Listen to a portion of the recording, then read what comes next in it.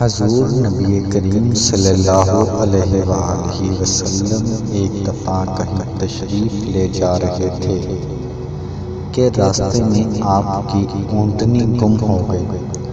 زید ابن سلحت نامی ایک منافق نے کہا کہ محمد صلی اللہ علیہ وآلہ وسلم اگر نبی ہے تو اپنی اونٹنی کے متعلق کیوں نہیں بتا دیتے کہ کہاں ہے؟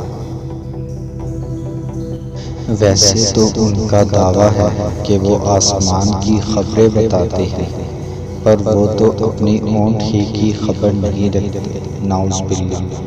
حضور نبی کریم صلی اللہ علیہ وآلہ وسلم کو اس بات کا پتہ چلا تو آپ نے فرمایا، فلاں شخص میرے متعلق ایسا کہتا ہے،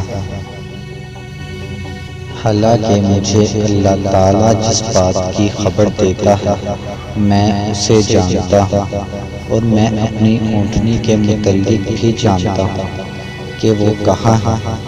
آپ صلی اللہ علیہ وآلہ وسلم نے فرمایا، میری اونٹنی فلاں وادی اور فلاں گھاٹ کے پاس کھڑی ہے، اور اس کی نکیل ایک درخت نے پکڑ رکھی ہے، یعنی اس کی نکیل ایک درخت سے اٹکی ہوئی ہے اور وہ وہیں کھڑی ہے۔ آپ صلی اللہ علیہ وآلہ وسلم نے صحابہ کو حکم دیا کہ اونٹنی کو وہاں سے لے آؤ۔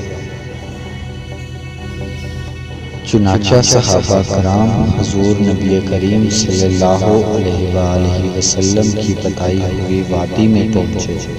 صحابہ کرام حیران ہو گئے، کیونکہ اس اونٹنی کی نکیل واقعی میں ایک درخت سے اٹکی ہوئی تھی۔